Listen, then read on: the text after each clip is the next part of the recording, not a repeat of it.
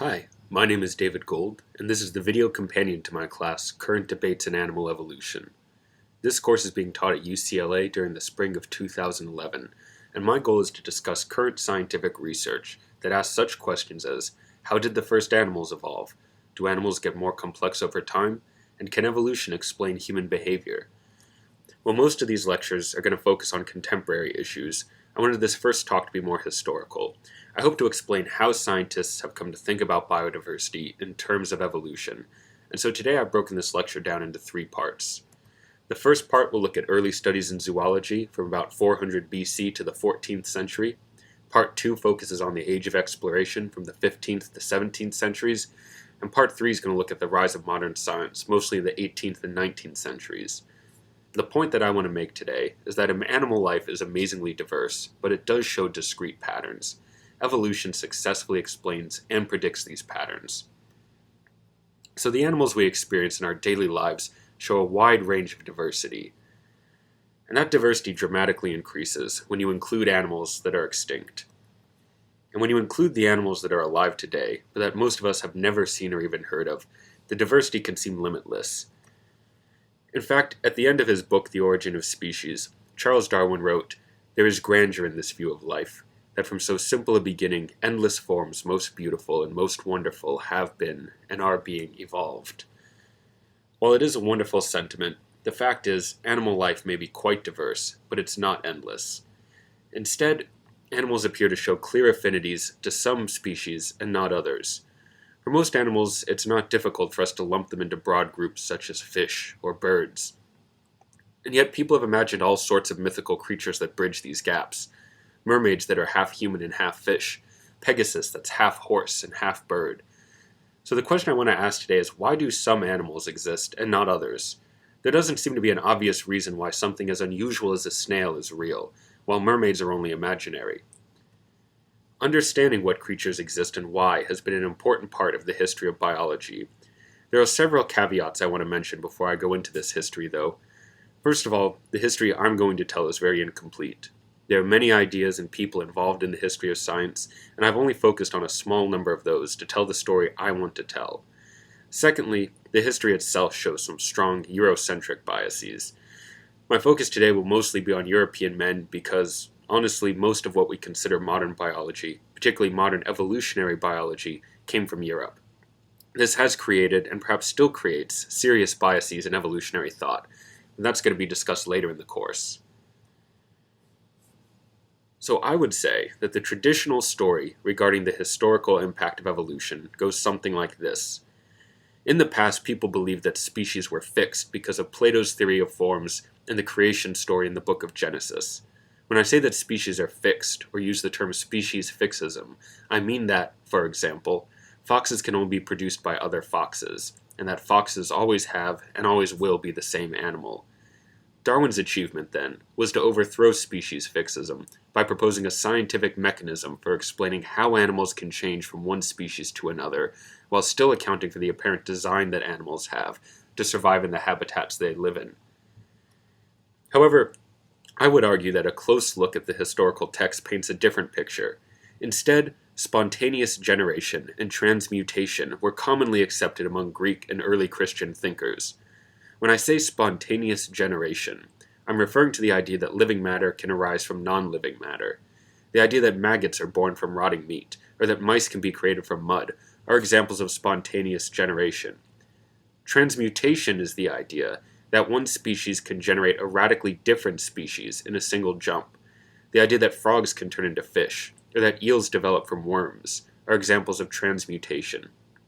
In my history, the idea that species were fixed was in fact a scientific achievement, which allowed biologists to generate higher-level classification schemes for animals. Darwin's main achievement, then, was to add reality to these classification schemes, by suggesting that animals can be grouped together because of common descent, and that they diverge from each other through natural selection. So let's start with part 1, the origins of zoology. As I mentioned earlier, some historians have suggested that species fixism gained widespread acceptance in early times because of Plato's theory of forms. Plato was an important Greek philosopher, and his theory of forms, simply put, suggested that the truest reality exists in abstract ideas, not in the objects we see in the everyday world.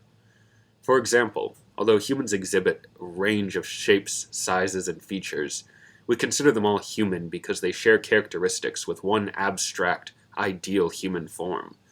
According to Plato, the idealized, unchanging concept of the human is more real than the imperfect humans we see around us. Since forms are eternal, the theory of forms is antithetical to an evolutionary paradigm and would seem to support species fixism.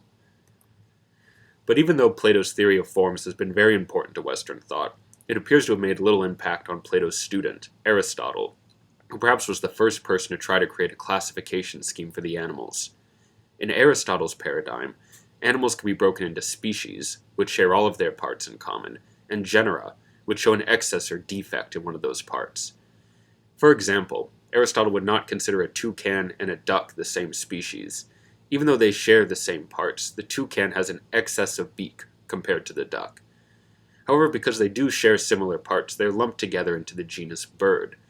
It's interesting to note that by parts, Aristotle included not just physical features, but also the environment the animal lived in, and even the sort of temperament or personality the animal had.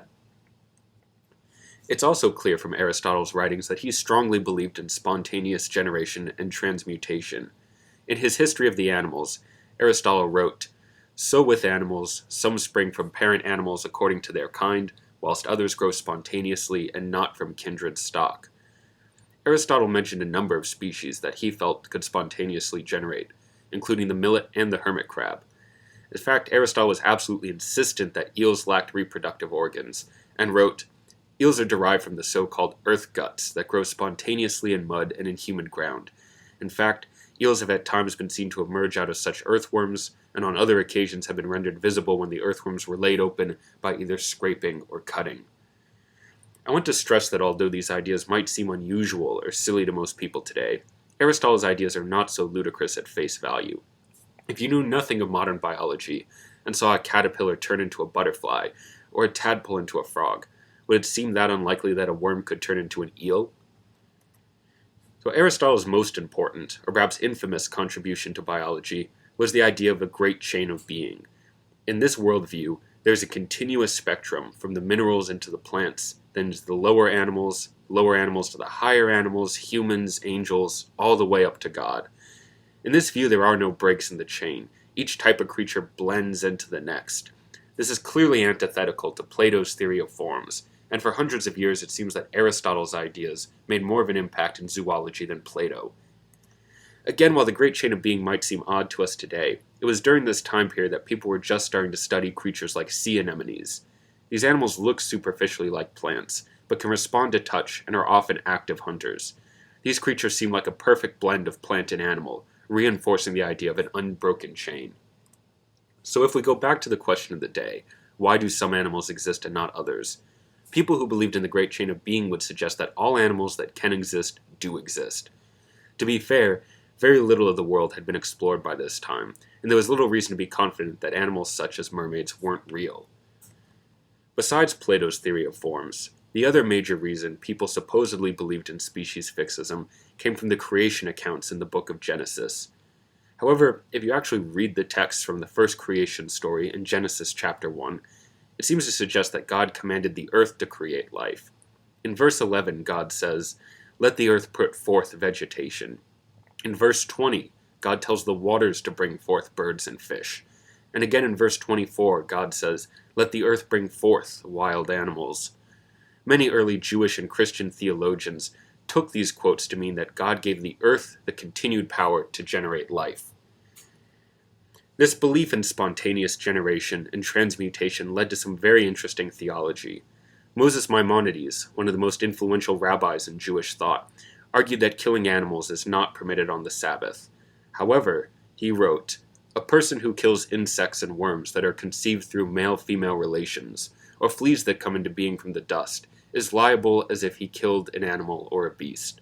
In contrast, a person is not liable for killing insects and worms that come into being from dung, rotten fruit, or the like." A little later on he wrote, "A person who checks his clothes for lice on the Sabbath may rub off the lice and discard them. It is permitted to kill lice on the Sabbath, for they come into being from sweat." Another interesting piece of theology was accounted by the medieval clergyman Gerald of Wales.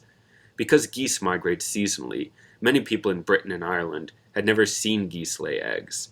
This led to the popular belief that geese transmutated from barnacles, which fall off of trees and develop in water. Gerald of Wales recounted that some of his fellow clergymen argued that geese should be exempt from the Catholic ritual of not eating meat on Fridays, because they are not born from other geese. Gerald of Wales wrote, "Hence, in some parts of Ireland, bishops and men of religion make no scruple of eating them on fasting days, as not being flesh, because they are not born of flesh. But these men are curiously drawn in error. For if anyone had eaten part of the thigh of our first parent," referring to Adam, "which was really flesh although not born of flesh, I should think him not guiltless of having eaten flesh." The idea that geese develop from barnacles, which by the way are more closely related to crabs than they are to birds, lasted for centuries. This can be seen from the image on the right, which was made 400 years after Gerald's book. So I think the historical texts clearly refute the idea that there was a widespread acceptance of species fixism in pre-scientific times. Platonic idealism in the Bible did not prevent people from believing that animals could spring from the earth or transmutate from one kind to another. And this takes us to part 2 of today's talk. During the 15th through 17th centuries, there was a growing movement through Europe to explore and colonize new places across the globe. As people began to visit new environments, they discovered that different lands were populated with exotic creatures. The desire to collect and catalog these unusual creatures grew, and a number of bestiary books were published during these times. It's worthwhile to look at these books because they catalog an increased understanding of the distribution of animals across Earth, but little progress in understanding the patterns that people found. One of the first natural history books was Conrad Gessner's History of the Animals. When looking at the images in this book, it's clear that animals Conrad was familiar with, such as the camel, were reproduced with more accuracy than foreign animals, such as the whale. Many of these animals came back to Europe as poorly preserved specimens, so their behaviors and details of their anatomy sometimes had to be imagined, as you can see on the very human-like ear added to the African porcupine. The method that Conrad chose to catalog the animals with was also pretty arbitrary. He broke his 4 books down into 2 volumes on quadrupeds, which included mythical animals like satyrs and unicorns, 1 volume on birds, which also included the bats, and 1 volume on sea animals, which included quadrupeds like the hippopotamus, seen here eating a crocodile, and a variety of bizarre imaginary forms. In the 16th century, there was clearly little discretion between imaginary and real animals. This is partially due to the fact that new creatures were being discovered all the time. When people were returning with tails and then specimens of animals as unusual as the rhinoceros, it wasn't that ridiculous to think unicorns might be real as well. Additionally, the Great Chain of Being created the expectation that there might be creatures like satyrs, which could bridge the gap between higher animals and the humans. In the 17th century, Edward Topsell produced The History of the Four-Footed Beasts, which took many images from Gessner's and included new drawings as well. Again, animals familiar to people, like the elk in the top left corner, were reproduced with greater accuracy than the exotic animals. But you can see the growing appreciation for animals in diverse areas of the world, including the Americas, Africa, Asia, and islands like Madagascar. Like Gessner, Topsell included a number of imaginary beasts, including the manticore and a number of weird forms from the Americas. It can be difficult to determine what animals, if any, might have inspired tales of these mythical creatures. Additionally, Topsell shows little knowledge in comparative anatomy. He suggests, for example, that weasels give birth through their ears. He also repeats the idea that mice can be spontaneously generated from the earth. The last bestiary I want to discuss comes from Albertus Seba. In the 100 years that connects Seba's natural history text with Topsell's, there's a great rise in the knowledge of foreign animals. The exotic creatures wealthy men collected in private cabinets of curiosities were being combined into the collections of early museums. This increase in knowledge is immediately clear when looking at the quality of Seba's work, and with that knowledge came the rejection of mythical animals. At least most of them. Another major change by this time was an increased appreciation for variation between individuals. Variation, we will see, is critical to Darwin's theory of evolution. However, even after hundreds of years, the view of transmutation hadn't disappeared. Here's an amazingly detailed print showing the development of a tadpole into a frog, and then a frog into a fish. It's hard to imagine what specimens people like Sabo were using to draw such detailed and such imaginary transitions.